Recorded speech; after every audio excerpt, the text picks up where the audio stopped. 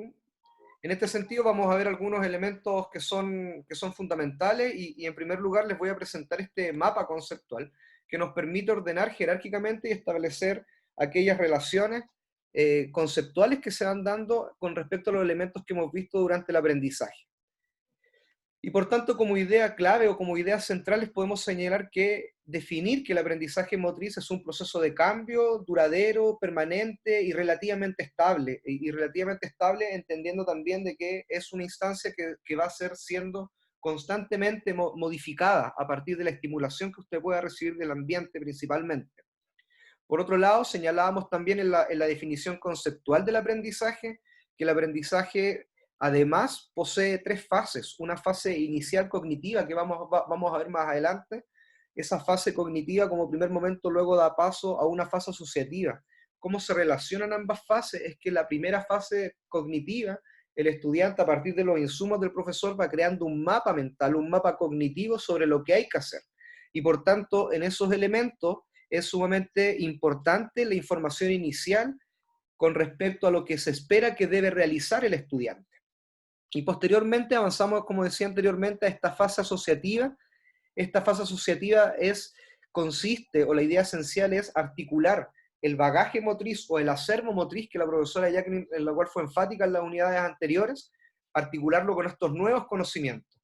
Y por otro lado también hay unas instancias que son de práctica. Estas instancias de práctica sistemática van a permitir que el estudiante de una u otra manera vaya avanzando de movimientos rudimentarios, poco fluidos, poco coordinados, a elementos en los cuales ya hay menos control de procesos de atención y por tanto avanzamos a una fase más autónoma, donde la principal característica del aprendizaje en esa tercera fase es la calidad de la práctica, la cantidad de práctica y por otro lado la autonomía del individuo para poder aprender. En tal sentido también identificamos desde el aprendizaje motriz modelos del aprendizaje motriz. Cuando hablamos de modelos son representaciones gráficas de teorías, de ideas, que nos van a permitir aterrizar conceptualmente la red jerárquica de relaciones que se pueden establecer. Perdón. Y cuando visualizábamos esos elementos, indicábamos principalmente que estos modelos de aprendizaje, bajo los elementos en los cuales nosotros los fuimos visualizando, estaban principalmente en una mirada más psicológica del aprendizaje o modelos dentro de la vertiente psicológica del aprendizaje. Y cuando hablamos de una vertiente psicológica del aprendizaje es porque también van surgiendo conceptos adicionales y muy relacionados al aprendizaje motriz, como por ejemplo el comportamiento motriz. En tal sentido, cuando hablamos de estos modelos desde una mirada psicológica, podríamos hablar de modelos biológicos, de modelos biomecánicos, etcétera, hay una variedad de elementos. Principalmente nos centramos en esta mirada que está asociada a modelos que permiten conocer e identificar cómo se adquieren las habilidades y cuáles son los elementos que van a propiciar ese tránsito desde las habilidades motrices básicas a las específicas y compuestas, especializadas y complejas, a las técnicas principalmente. Y por otro lado, también desde esta otra mirada, entendemos que desde la mirada psicológica, la corriente cognitiva del aprendizaje, surgen modelos vinculados al procesamiento de la información que tienen características particulares que vamos a ver más adelante. Por otro lado, también en este resumen y durante las clases anteriores de aprendizaje, indicábamos que tienen elementos que son constituyentes, es decir, cuáles son aquellos elementos que van propiciando el aprendizaje y que de una u otra manera son parte de estos modelos de adquisición de habilidades y procesamiento de información. Ahí, en mayor o menor medida, vamos encontrando elementos como la memoria y dentro de la memoria también encontramos tipos de memoria como la memoria sensorial, la corto plazo, largo plazo. Otro elemento sumamente importante del aprendizaje es la atención, aquella capacidad de focalizar en algún estímulo o parte de los estímulos para poder adquirir un movimiento y para poder aprender, iniciar el proceso de aprendizaje. Y otros elementos como comunicación, la retroalimentación y la motivación. En todos estos elementos que son constituyentes del aprendizaje, tenemos también, no son producto del azar, independiente de que uno pudiese considerar de que hay mayor o menor control sobre estos procesos. Y por tanto también visualizábamos que existen estrategias para la retención motriz, es decir, para favorecer la memoria en el aprendizaje de las habilidades, y además también estrategias para favorecer procesos de atención en el aprendizaje de habilidades. y por tanto esos elementos también vamos a ir viendo ahora en mayor detalle.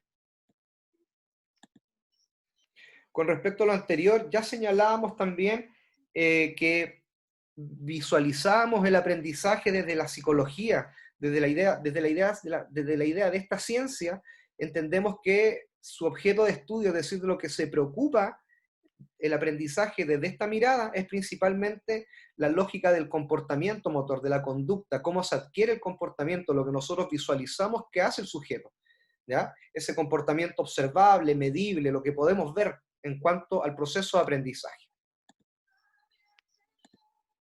En definitiva, entendiendo el aprendizaje desde la lógica del comportamiento, vamos visualizando que además también hay elementos que son esenciales y que son comunes. Ya lo visualizábamos en la unidad de desarrollo, por tanto, este individuo, nosotros como individuos, parte de un ambiente, somos o recibimos también información del medio, tanto información física como el medio social también.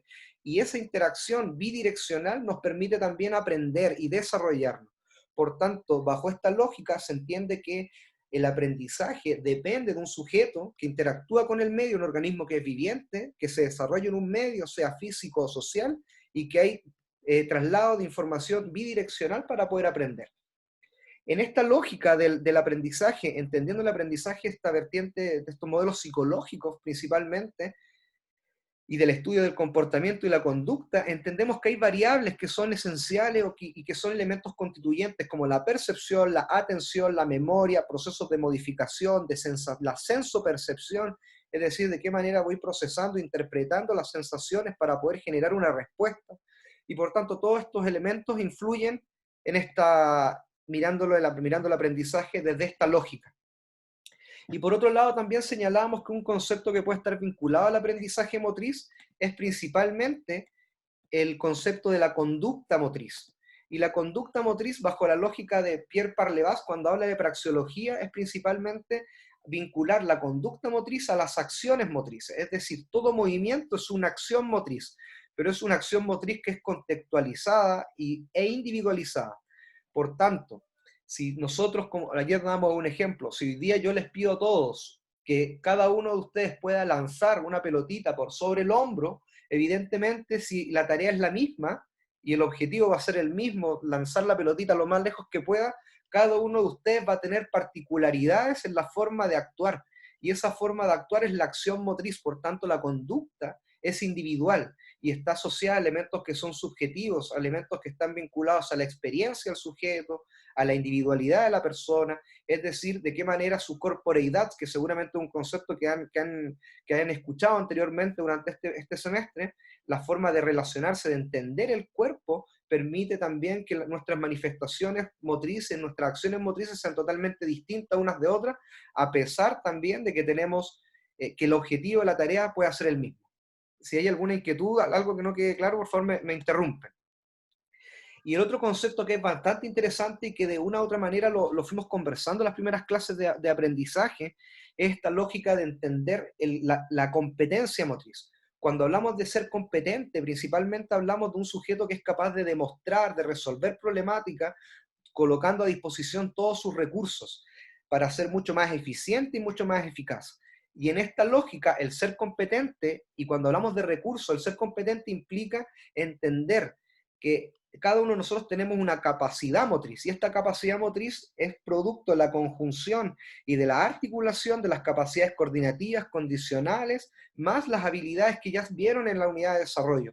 Por tanto, la conjunción de estos elementos, de estos recursos que tiene el sujeto, van a permitir que a medida que se desarrolle y a medida que vaya aprendiendo, va a poder gestionar de mejor manera las respuestas motrices para tener respuestas que son evidentemente mucho más eficaces y eficientes, es decir, responder con el menor tiempo posible, con la menor pérdida de recursos posible, una problemática o resolver un problema.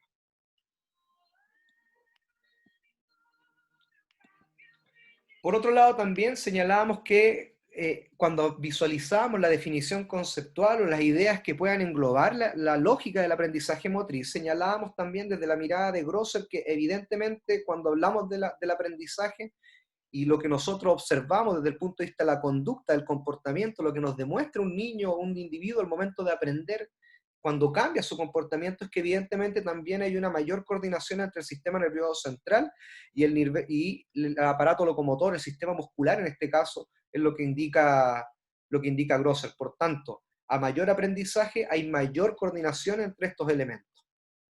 Y visualizábamos también estas capacidades, estas fases del aprendizaje que ya indicábamos en el mapa conceptual inicial, donde señalábamos que tenemos tres fases, una cognitiva, asociativa y autónoma, y por tanto en la primera fase cognitiva es tan importante el famoso feed forward, que nos va a permitir también conocer esos resultados, así lo define la literatura, y en algunos elementos ustedes podrán encontrar como conocimiento de los resultados, pero principalmente, o conocimiento del modelo.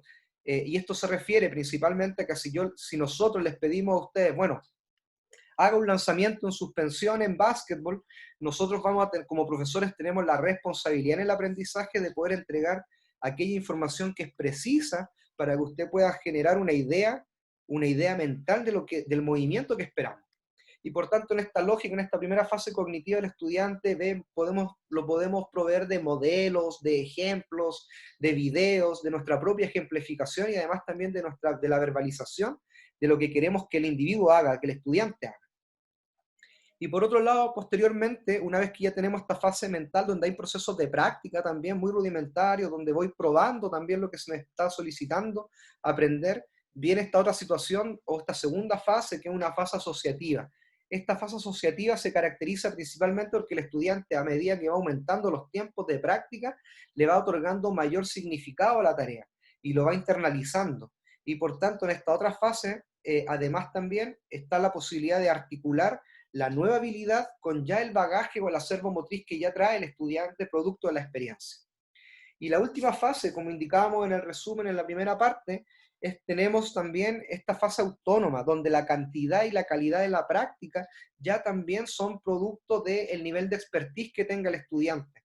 Acá no es necesario, o por favor no confundir ser autónomo con procesos que son involuntarios o procesos que me van a permitir, que van a permitir menor dependencia al sistema nervioso central, sino que principalmente se trata de que el estudiante ha adquirido mayor nivel de habilidad, hay menos procesos conscientes para la ejecución y por tanto pasamos de una lógica acá, de la fase cognitiva, de ser un aprendiz a ser un experto o en vías de ser un experto donde fundamentalmente el individuo que aprende va a centrar o hay menos elementos de procesos atencionales que van a permitir consumir menor energía al momento de poder ejecutar.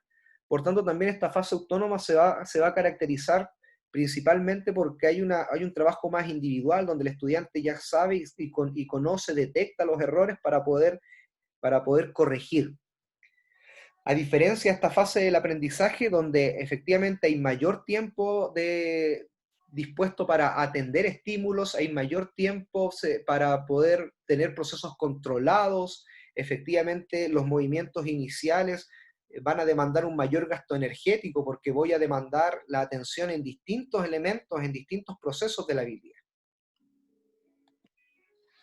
Y cuando hablábamos también luego en un segundo momento sobre los modelos del aprendizaje motriz, indicábamos también que tenemos modelos caracterizados por procesamiento de información, tendencias ecológicas del aprendizaje, un poco visualizando que no puede haber aprendizaje, bajo mi perspectiva, no puede haber aprendizaje al azar, sino que evidentemente hay influencias del ambiente que van a permitir estimular estos elementos, que van a permitir modificar el comportamiento del sujeto a partir de la adquisición de ciertos conocimientos y procedimientos además. Y por tanto, en esta lógica del procesamiento de información, hacemos énfasis en los modelos que son cognitivos del aprendizaje, pero principalmente en un gran paraguas sobre la vertiente más ecológica. Y tenemos también modelos con tendencia neurofisiológica que están más alojados en una perspectiva biológica del aprendizaje, con un fuerte énfasis en el modelo de control motor. En definitiva, un poco los dos elementos que ustedes se pueden encontrar a lo largo de su trayectoria académica de estudiante y posteriormente los mejores elementos que vamos a ir conversando en el tiempo a lo largo de la formación, es que tenemos dos grandes modelos, o incluso hay más, yo acá quise colocar los que tienen mayor, ¿cómo decirlo? Los que tienen mayor preponderancia, o los que se han estudiado un poco más también, y los que quedan más visibles en la literatura. Primero, la lógica de los modelos biológicos, donde encontramos también fuertemente estos modelos de control motor. Los modelos de control motor principalmente se caracterizan por poner a disposición de este modelo, de esta representación gráfica, tanto componentes centro de mando como sistema nervioso central, pero también habla sobre vías aferentes y vías eferentes que van a permitir trasladar estímulos para la generación del movimiento. Y acá, dentro de la lógica del modelo del control motor, van a encontrarse con respecto a que estos modelos tienen una fuerte influencia o se diferencian principalmente en aquellos modelos de, por ejemplo, la teoría del circuito cerrado, que le da un gran valor a la retroalimentación. Es decir, cómo estos elementos de una mirada neurofisiológica también van poniéndole atención, colocando atención a la corrección durante la ejecución del movimiento para que el sujeto pueda cambiar y pueda efectivamente evidenciar un aprendizaje. En cambio, estas teorías de circuito abierto, que están en la lógica del control motor, implican en que es un circuito preferentemente cerrado, donde no se dan espacio a las correcciones y por tanto el ciclo es estímulo, perdón, programación de la decisión, ejecución de la decisión y nuevamente el estímulo. Son situaciones mucho más cíclicas. Y por otro lado también tenemos estos modelos psicológicos, un poco en lo que nosotros nos hemos centrado también a lo largo de esta unidad, es que encontramos también fuertemente modelos que son autoadaptativos, es decir, cognitivos, y en esta lógica encontramos algunos modelos representantes como los modelos de Adams y el modelo neurofisiológico de Bernstein, donde principalmente las características que se pueden encontrar acá son que encontramos lógicas de elaboración de un proyecto, la determinación de un programa motriz, fases de decisión y también, además, de qué manera van influenciando en el aprendizaje elementos como la memoria, a partir de lo que ellos describen como la huella motriz, y le dan un fuerte énfasis también a la fase verbal. Si hacemos una analogía con las fases del aprendizaje, podríamos decir que este modelo de circuito cerrado de Adams incluye en la fase cognitiva, le da énfasis a esta fase verbal que nos van a permitir comprender mejor lo que hay que realizar para crear este mapa cognitivo, como hablábamos hace unas diapositivas anteriores. Y bajo esta lógica también del aprendizaje motriz encontramos otros modelos que son los modelos de procesamiento de la información. Y estos modelos de procesamiento de información se visualizan y se caracterizan principalmente porque tenemos un circuito, un círculo virtuoso en el cual encontramos estímulos preferentemente vienen del medio o incluso también interno, esta estimulación exteroceptiva o esta estimulación interoceptiva. Tenemos unos elementos que son las percepciones, es decir, a nivel del sistema nervioso central hay zonas que nos permiten interpretar de mejor manera ciertos estímulos.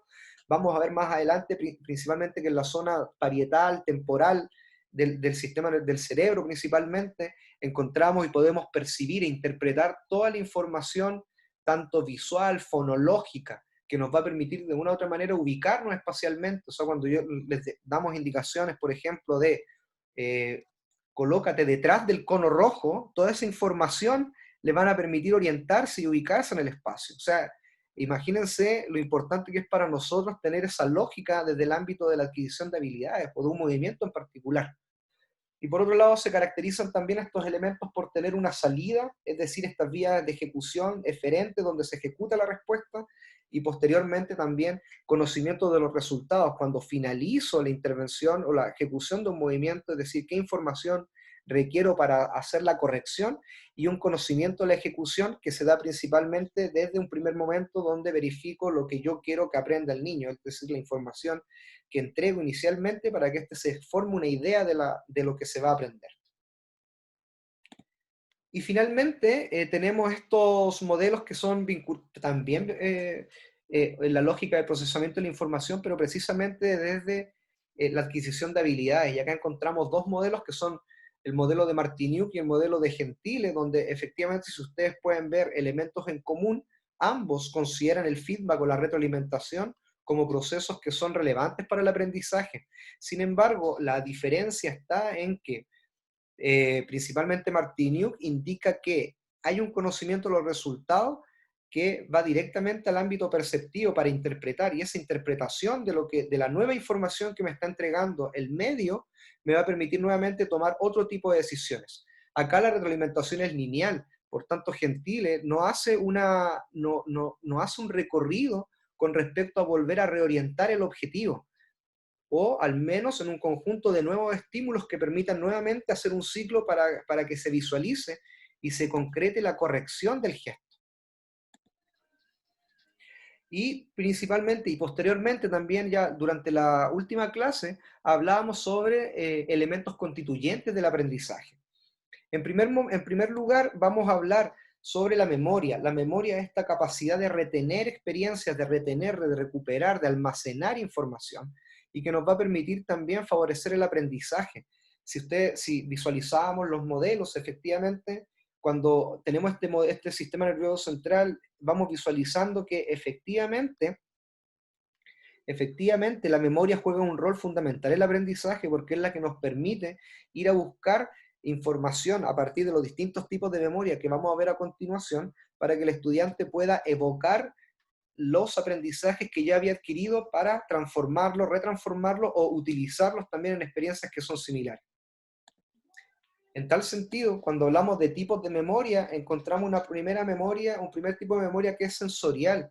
Este tipo de memoria sensorial, tal como lo indica su nombre, es de corta duración y es sensorial porque recibe toda la información del medio, principalmente vinculada a la visión, a los estímulos que son auditivos, perdón, y a la áptica que está vinculada al tacto.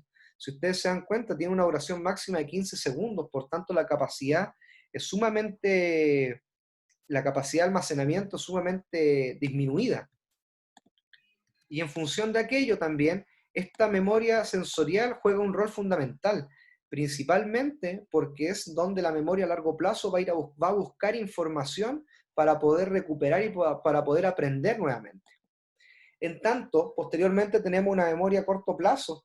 Una memoria a corto plazo principalmente actúa de puente, tal como dice la presentación, la lámina interconecta las memorias y por tanto al interconectar las memorias tiene además también una mayor capacidad de almacenamiento y además va aumentando también a partir del desarrollo cognitivo. Principalmente se explica esto porque el estudiante va teniendo un mayor cúmulo de experiencias y de aprendizajes que le van a permitir también tener mayor capacidad para manipular esa información. Y en definitiva, lo que hace principalmente este tipo de información, de tipo de memoria, perdón, es procesar, como decíamos anteriormente, aquella información fonológica, estímulos auditivos que nos permiten recordar ese tipo de información, y también procesar información espacial.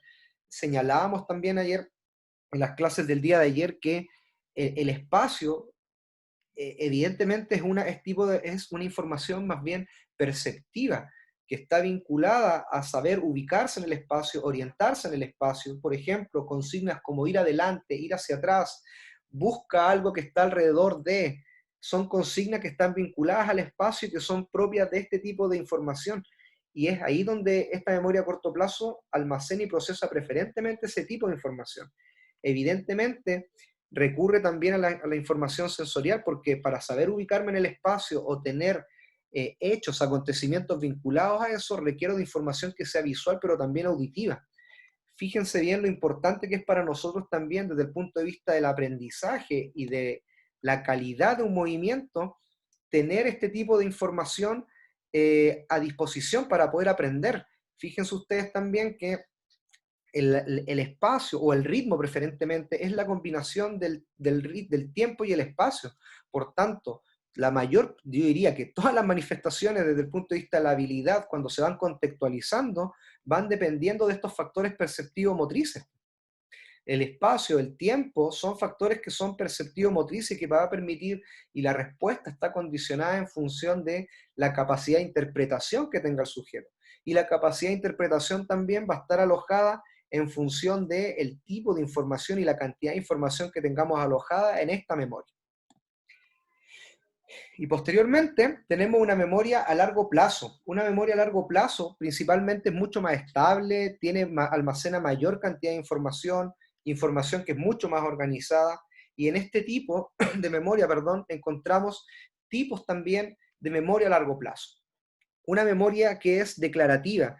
El mismo ejemplo en las clases anteriores. Si hoy día yo le preguntase a Catalina Ríos, por ejemplo, Catalina, ¿cuál es la definición de desarrollo motriz? Catalina va a ir a buscar la información a la memoria a largo plazo, pero de tipo declarativa principalmente, conceptual, que nos declare qué son aquellas cosas. Y eso es producto de la experiencia. Luego, si yo le preguntase a Catalina, bueno, Catalina, ¿cómo se aprende o cómo se realiza una voltereta adelante? Catalina va a ir a buscar información a la memoria a largo plazo, pero de tipo procedimental, es decir, las formas de proceder, aquellos procedimientos, fases, etapas, y que son capaces de describir los estudiantes para poder aprender. Y por otro lado, también esta memoria a largo plazo es de tipo episódica, en el sentido de que vamos a buscar hechos o acontecimientos, episodios, que nos permiten también rememorar y recuperar información en función de situaciones que pueden ser, hayan sido beneficiosas o no.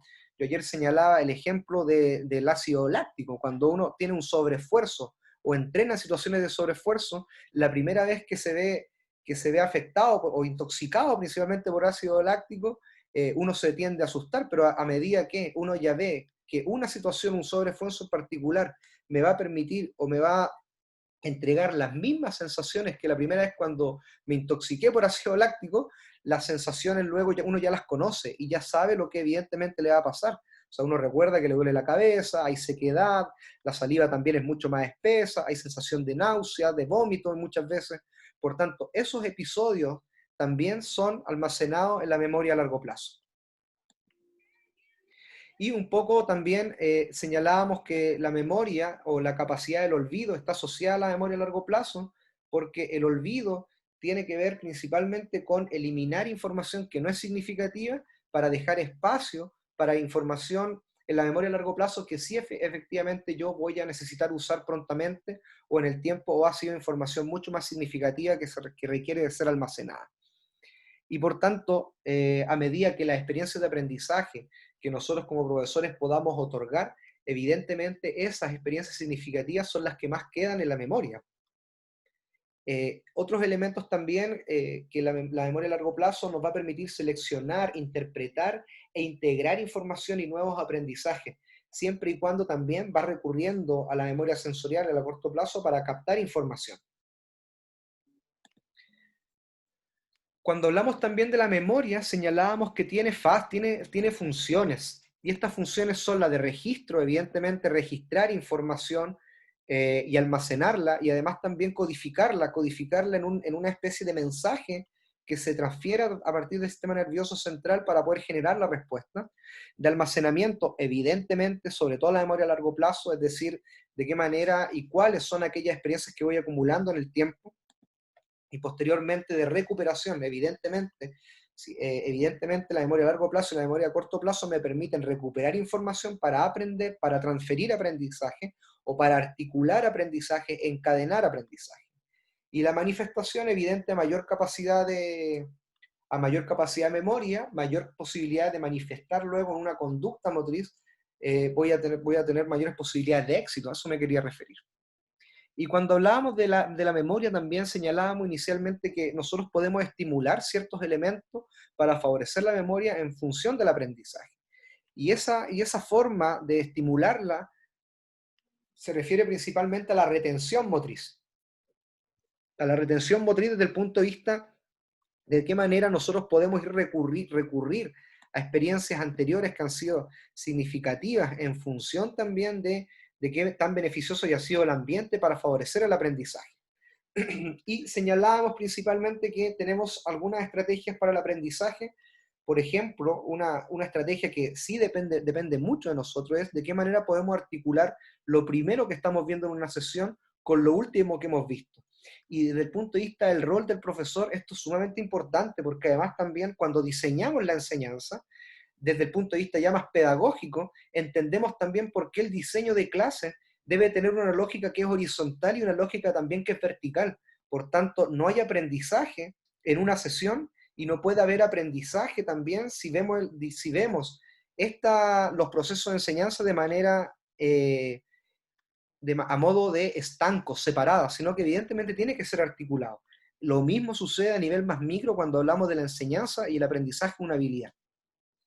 Cuando hablábamos del fenómeno de la reminiscencia, principalmente nos vinculábamos a a recordar a aquellos elementos que se encuentran en el pasado, independiente de si lo hemos practicado o no recientemente. Y eso está vinculado principalmente a aquellas experiencias que son significativas. Por tanto, no necesariamente vamos a favorecer el aprendizaje cuando tenemos una práctica que es masiva, que es en exceso cantidad, cuando el volumen de la práctica es excesivo, sobre todo en momentos en que necesitamos adquirir habilidades de mayor complejidad, porque esos elementos de cantidad y de tipo de estimulación muchas veces inhiben el aprendizaje más que lo favorecen. Y por tanto, va a depender este fenómeno de la reminiscencia, va a depender de qué tan significativas sean las tareas que nosotros queramos plantear. Y por otro lado también hablamos sobre los grados del aprendizaje original, es decir, a medida que usted tenga mayor nivel de habilidad, mayor acervo motriz, va a ser mucho más, va a tener mayores posibilidades de adquirir destrezas motrices, mayores posibilidades va a tener de ser competente motrizmente.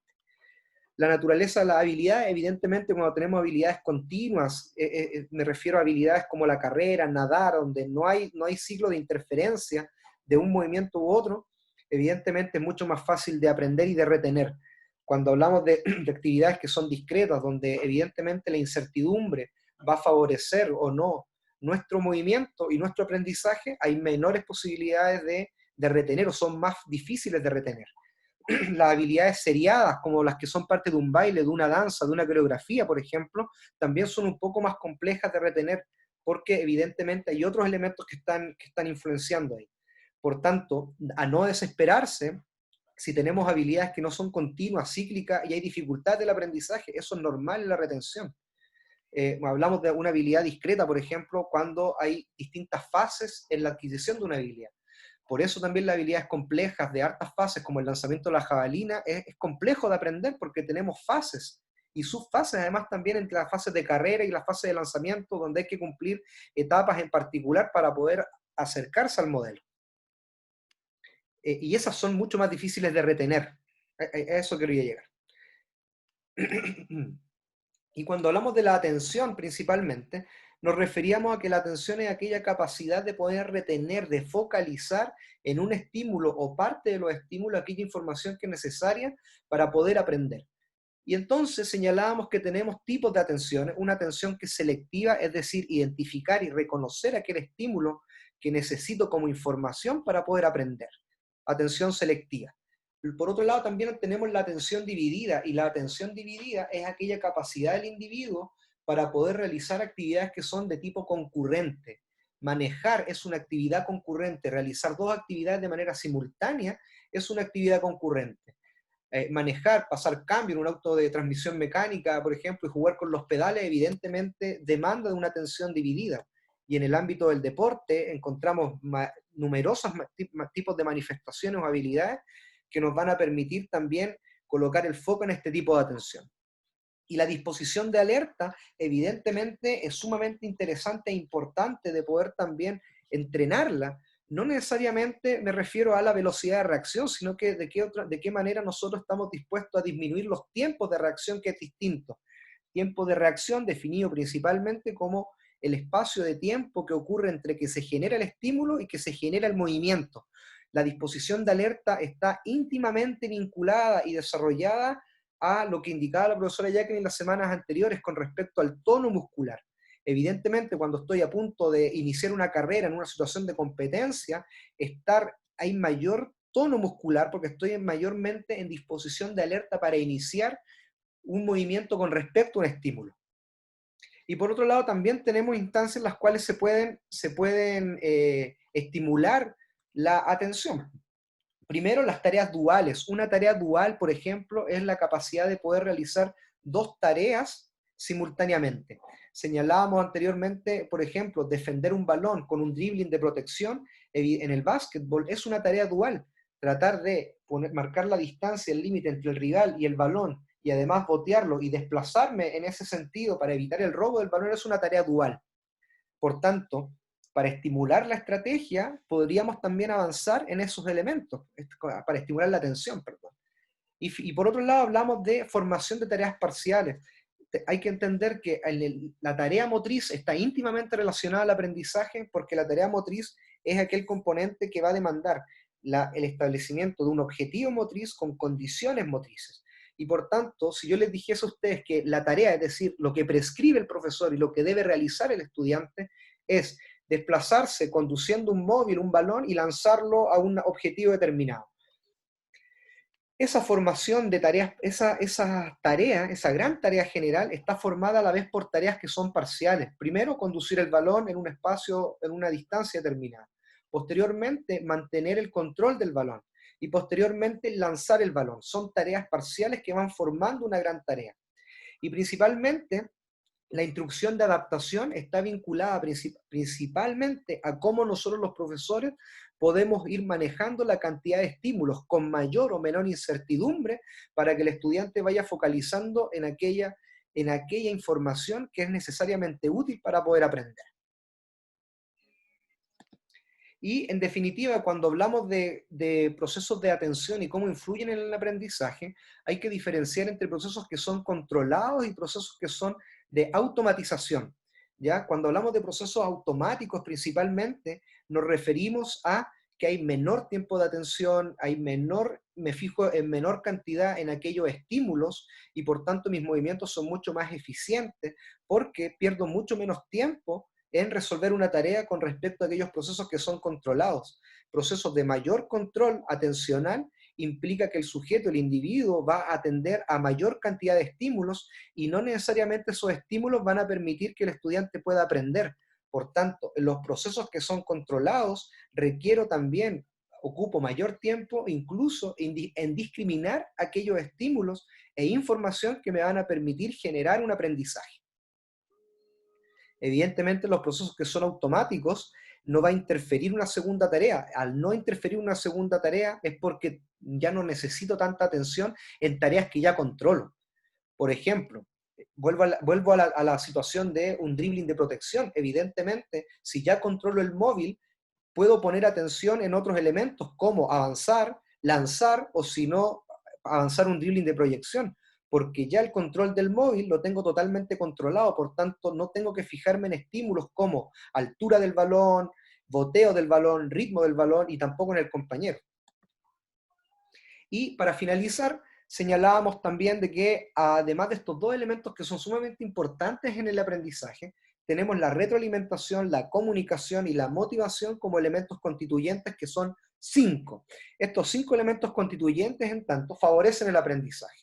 Cuando hablamos de retroalimentación, ya lo veíamos en los modelos anteriores, tanto en control motor como de procesamiento de información, y de esta mirada mucho más cognitiva del aprendizaje, indicábamos que el resultado de la ejecución, la información inicial que se entrega y el conocimiento de los resultados, principalmente las dos últimas, conocimiento de ejecución y conocimiento de los resultados, son características esenciales de la retroalimentación.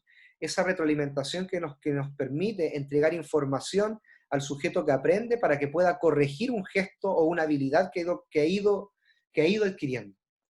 Cuando hablamos de la comunicación, ya veíamos también que incluso en la fase en la teoría de circuito de Adams, en esta fase verbal, se relevaba la cantidad de información y la calidad de información que se le puede entregar al individuo para que pueda aprender.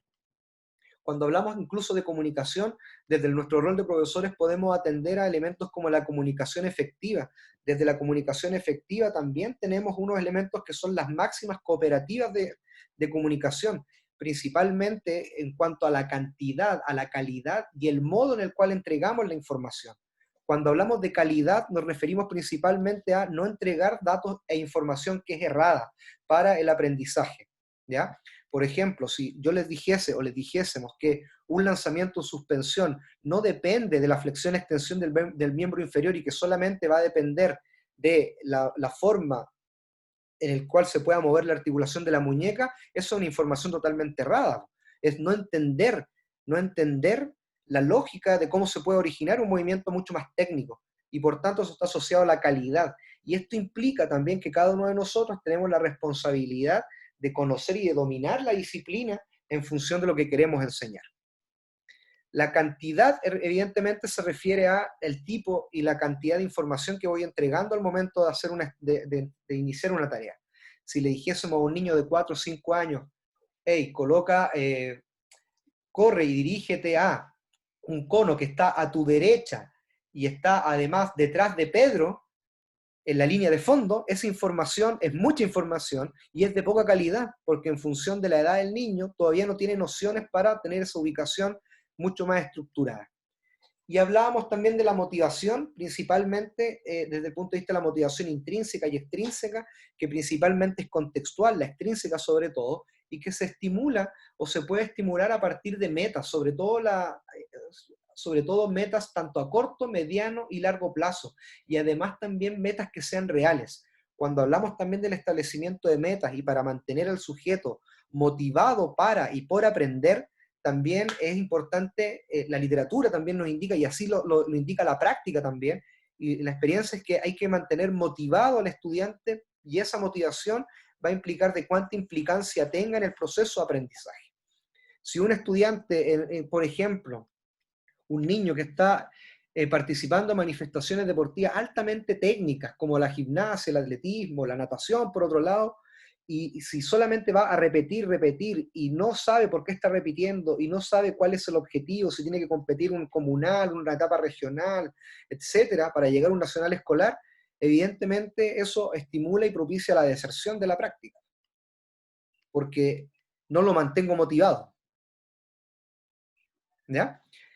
Eso, en definitiva, es el resumen de los elementos esenciales que hemos visto con respecto al aprendizaje.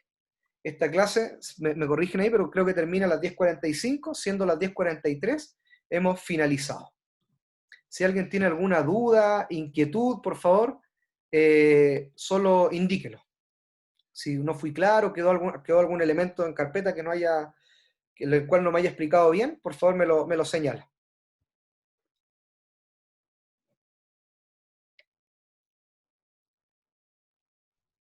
Profe, yo tengo una duda.